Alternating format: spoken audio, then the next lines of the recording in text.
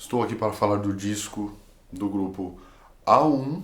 O disco se chama Belo Horizonte, disco de 1983, que é uma anomalia em diversos aspectos, né? Basicamente, acho que essa vai ser o fio condutor desse review a respeito dessa obra que existe no cânone da música brasileira, mais especificamente no cânone da música mineira, né? Porque é um disco que representa bastante o estado de Minas Gerais. Pois bem, mais ou menos qual é a árvore genealógica desse álbum e por que ele é uma anomalia em alguns aspectos pontuais. Primeiro, por conta da época que ele foi lançado, estava acontecendo ainda a transição para os gêneros mais populares na década de 80, mas já estava muito bem estabelecido, principalmente ali no final da década de 70, qual ia ser mais ou menos a cara da década. Quais eram os baluartes de influência que tinham tomado o imaginário popular no que se diz respeito a qualquer estilo de música vigente naquela época, com o punk e com o hip hop e essas formas mais simples de se produzir música, pelo menos em termos de proposta, né? O punk e o hip hop eles sempre foram, em sua essência, muito simples em termos de execução, né? Não era uma coisa que o que o progressivo primava pelo inchaço da composição, né? A coisa sempre tinha proporções gargantuosas, muito cheia de floreios, muito cheia de camadas e de espaços entre uma sessão e outras, eram músicas de 20 minutos que continham atos dentro da própria música. O Yes é muito conhecido por isso, como eu disse no meu vídeo do Moto Perpétuo. Esse grupo, com esse disco, ele traz algo diferente no sentido que é completamente contra a maré do que estava sendo feito, ou seja, é um disco essencialmente, 99% dele é só instrumental. Ele tem influências um pouco anacrônicas ali para a época, né? Que é basicamente o rock progressivo e o jazz fusion, que são dois gêneros que têm o seu ápice criativo mais ou menos até o meio da década de 70, com o Mahavishnu Orchestra, todo o trabalho do John McLaughlin, né? O Miles Davis ali no seu período mais longínquo da carreira, encabeçou basicamente o que se entende como jazz fusion, né? Do início da década de 70, ele deu a cartada assim, né? Falou, ó, isso aqui vai ser o futuro do jazz, e acabou sendo mesmo. Tanto é que basicamente boa parte das bandas novas que surgem de jazz surgem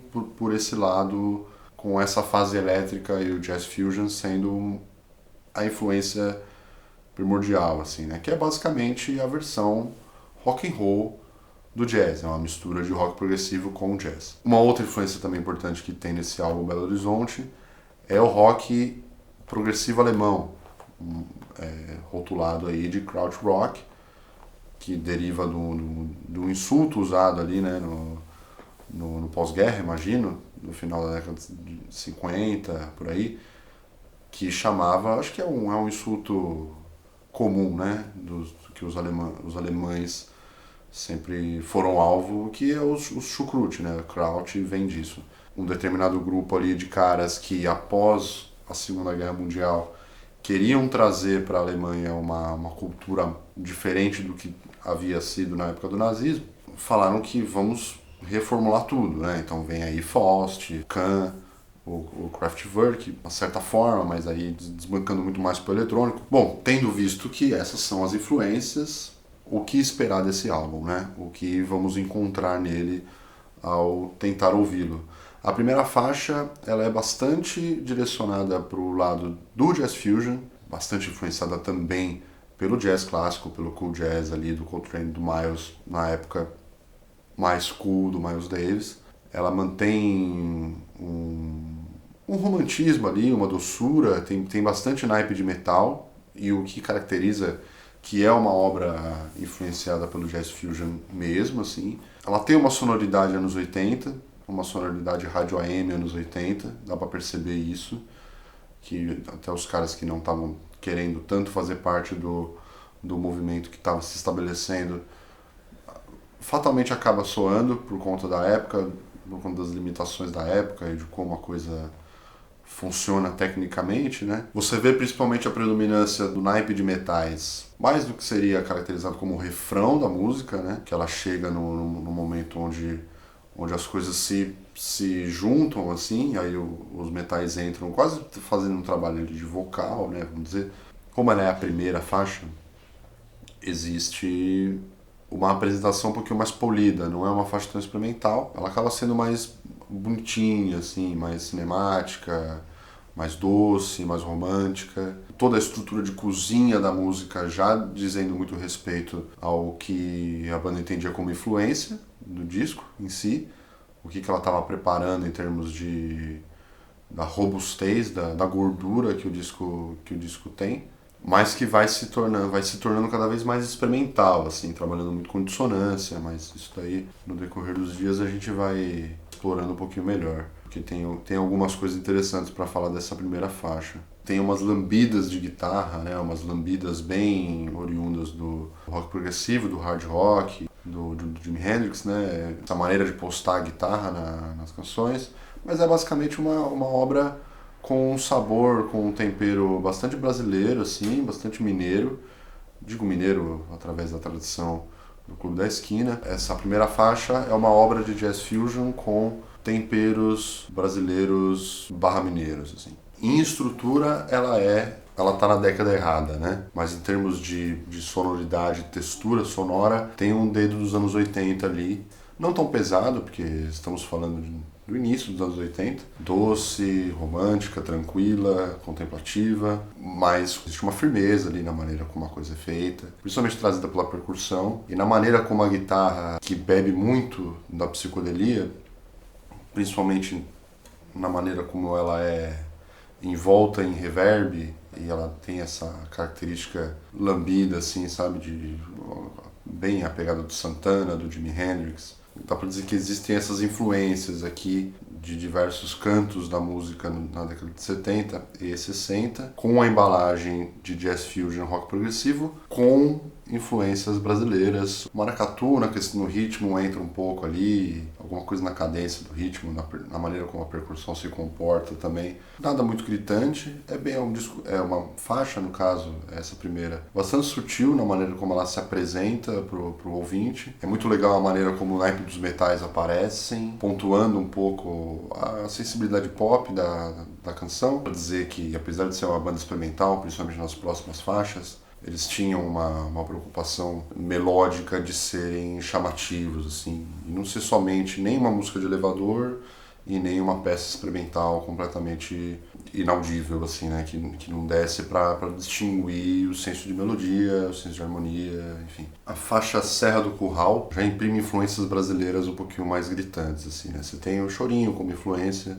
você tem a música regional sertaneja como influência aqui, tem uma linha de violão fazendo mais a cama a respeito do que o outro violão está fazendo. Tem um violão bastante agitado, assim, por isso a impressão da influência do chorinho, e um dedilhado mais calmo, dando um tom pastoral para a coisa, dando um tom rural para a coisa. Estamos falando de uma música cujo nome é Serra do Curral, né? É isso? Serra do Curral. Existe um sentimento de tranquilidade camponesa nessa faixa, vamos botar dessa maneira. Tem a pontuação de uma guitarra num determinado momento, que me lembra muito a obra do cantor folk britânico chamado John Martin, com Y. E ele tem essa característica, né, de usar essa guitarra que você vai perceber, escuta o do John Martin, qualquer faixa lá você vai encontrar mais ou menos o que eu estou querendo dizer aqui, de semelhança com essa Serra do Curral. É uma bela composição, ela evoca sentimentos saudosos, assim, essa ideia nostálgica. Aqui já não entra tanta influência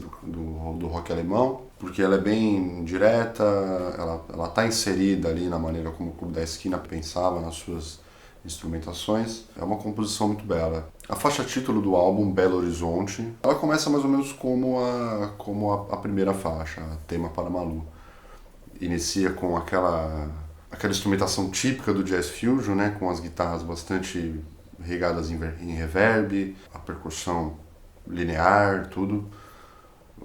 mas com as camadas ali, trabalhando de maneira bem interessante. É uma faixa longa, né? Tem 9 minutos e meio. Aqui você percebe também uma influência do funk, né? Principalmente aquele que é mais espaçado, como o Isaac Reis, por exemplo. O War também tem essa característica. Tem um sintetizador ali escondido, que está fazendo alguma coisa que remete a esse gênero. Talvez aqui para a estrutura já comece a entrar alguns elementos de experimentação mais voltado para o rock alemão, né? É um teclado Rhodes que dá esse ritmo, é um teclado metálico, ele é agudo, frenético, dá para perceber que tem um groove ali que vem através desse teclado, faz às vezes de companhia pro baixo para bateria. Ele trata de trabalhar o groove enquanto aquelas guitarras bem ácidas trabalham com a parte melódica um pouco mais fina da música, né? Não tanto a parte dançante, como é papel do funk, né?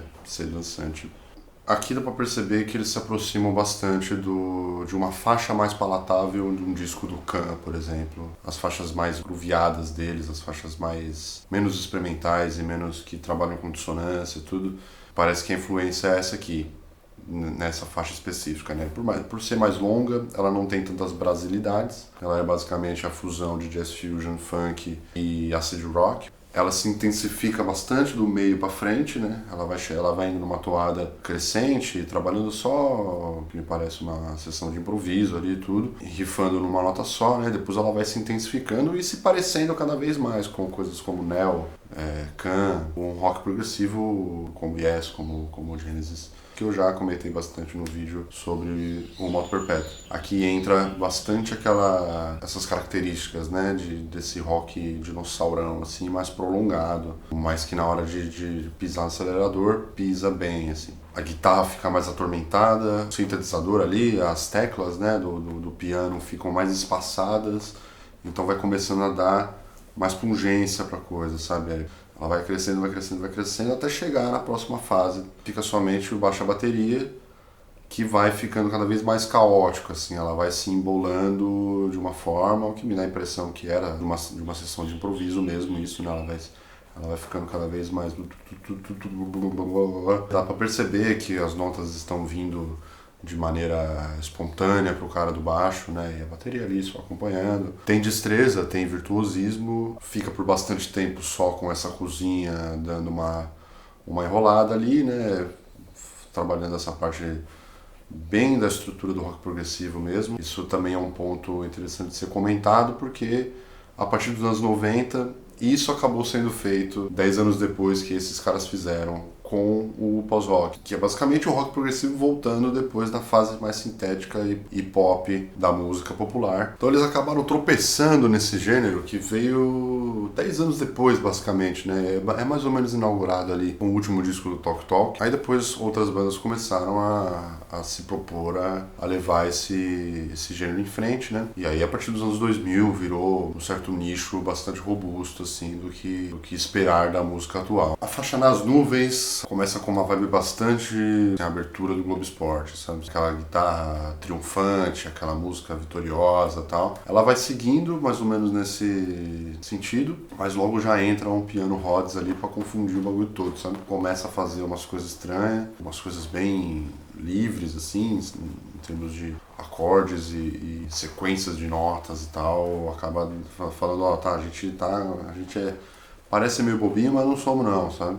E aí entra o baixo bastante pronunciado, dá uma brincada ali, entra na dança e logo já cai para uma sessão onde tem baixo, bateria e teclado, que é Cuspido Descarrado e Yes. Aí depois entra o Globo Esporte de novo. Seria interessante investigar se essas músicas tiveram a ideia de ter letra nelas em algum momento. Se isso era uma possibilidade, depois por uma questão de escolha, uma questão de limitação, acabou não sendo mais, né?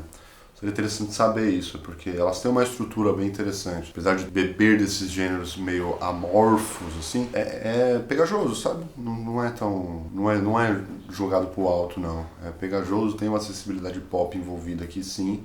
Ela é charmosamente datada, essa canção no caso. Em determinado momento ali entra uma guitarra que reforça um pouco isso que eu estou dizendo. Ela se comporta como uma voz, o que me dá a entender que era a ideia mesmo deles de fazer uma uma obra com sensibilidade pop e rock and roll, mas ao mesmo tempo pastoral e contemplativa. É bem interessante o número de predicados que existem nesse disco, assim. Entra um contrabaixo slap ali no momento, o que reforça também a ideia de conjuntura, né? Porque parece que não tem muito espaço ali, não permitiria entrar um elemento completamente novo na canção nos minutos finais, assim. Teria que ter sido apresentada de alguma forma para depois fazer parte de um todo um pouquinho mais explosivo e fazer sentido, né? É um disco bastante improvisado, é um disco com bastante jogo de cintura, parece. Uma boa peça. Nas nuvens é essa, é boa, é bastante boa. Bom, a faixa 4 e 15 aí começa com aquela paisagem com a guitarra slide bastante pronunciada, fazendo referência àquele cantor folk britânico que eu já comentei, o John Martyn, e o seu Solid Air, que tem bastante essa atmosfera lânguida e montanhosa, assim, sabe? Da maneira como se portam as cordas, as lambidas de guitarra, essas coisas assim. E ela tem um corte brusco e ela vai pro groove jazz fusion, agora com um elemento de sopro que não estava tão recorrente anteriormente no álbum, né? E entra ali uma dinâmica bastante inspirada pelo jazz fusion e pelo funk também. Tem um grave bastante pronunciado também da batida de bumbo da bateria. O baixo tá indo a todo canto, assim, é uma faixa bastante grooveada. No geral, dá pra dizer que esse disco tem bastante qualidade que independe da história dele e do lugar onde ele se encontra, né? Na música brasileira e na música brasileira dos anos 80. Retrô, por definição, né? Por estar fazendo um som que não era a demanda ali da época. Vamos passar para a próxima faixa. A canção Tice inicia-se com um piano à la Guilherme Arantes, aquelas teclas bem espaçadas, aquela dinâmica de introdução de uma música do Guilherme Arantes. A maneira como ela vai progredindo é bem interessante. Eu vejo Pink Floyd aqui, e eu vejo bastante blues, né? Que, enfim, tá no ethos do Pink Floyd também. Certamente a fase Dark Side tá impressa aqui de alguma forma, sabe? Se tem alguma coisa a ser notada nessa música, é a maneira como ela progride, né? Bom, no determinado refrão, a coisa vai se expandindo, vai ficando cada vez mais alta, e porque é a última faixa do álbum. Aí os caras voltam para a dinâmica anterior, da jam session feita ali, né? Trabalhando naquela harmonia, né? Bastante jazz fusion progressiva. E aí eles voltam grandiosos e voltam já com a bateria dando vários rolamentos ali, a guitarra pegando fogo, né? Aí que entra nessa faixa a figura de uma cantora. Nos minutos finais ali da última faixa, entra uma cantora lírica. Obviamente não descreve nada como uma letra, né? Ela não tá cantando poeticamente, ela tá ali só dando uma blá blá blá, né? Entra uma outra cantora, né? Ou seja, já vira praticamente o mínimo que precisa para ser um coral, né? Tem uma energia The Great Gig in the Sky, essa canção. Primeira vez que você ouve, você conhece, você tem familiaridade com a canção do Pink Floyd também, você vai sacar isso assim, né? Aí eles vão pra porrada, né? Nos minutos finais ali, dá uma caída, né? De rendimento ali, de aceleração. O piano toma conta e aí a porrada come. Entra um sintetizador bem alienígena, assim, né? Bem espacial, da tradição da década de 70 e a sua fascinação com ficção científica, né? Talvez Electric Light Orchestra seja um exemplo de banda que se usou desse artifício, né? Como dizendo, estamos indo de volta, estamos voltando para o nosso planeta, né? Descemos em Belo Horizonte em 1982, gravamos um disco e nunca mais fizemos nada. Depois dessa tecnologia extraterrestre, começa a dar uma endoidada, né? Começa a dar com muitas quebradas de bateria, a guitarra muito incendiosa, assim. Eles estavam querendo realmente uma apoteose pro álbum bastante lá em cima, né? Agora é full rock and roll, ácido e...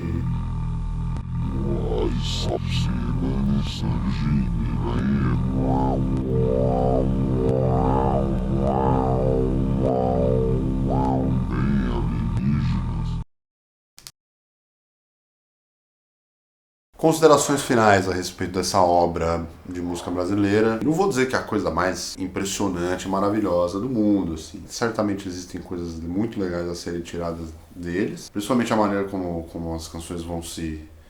Como os caras pensaram em estrutura, né? Como é denso, porém não é tão denso. Entende? Porra, bom, ele é bom. O Belo Horizonte da banda A1 é um daqueles filhos únicos da música brasileira. Existem vários exemplos que a banda se reúne, grava um negócio ali na empolgação da juventude e depois não tem muita oportunidade de se desenvolver, o mercado não abraça tanto. É compreensível que nesse caso um disco de jazz fusion progressivo nos anos 80 realmente não teria muito mercado, né? Engraçado que depois, 15 anos depois, era grande o mercado. Não tão grande, mas já era maior, né? O mercado para esse tipo de som era maior. Interessante observar o quanto essa banda tropeça em diversas tendências que foram se solidificar na década seguinte, né? Eles eram visionários sem querer, praticamente, né? É interessante, é muito bonito melodicamente, é anacrônico, é esquisitão quando quer ser, é doce e tocante quando quer ser também, e é um disco inusitado aí da música brasileira para você curtir com a família, tá bom?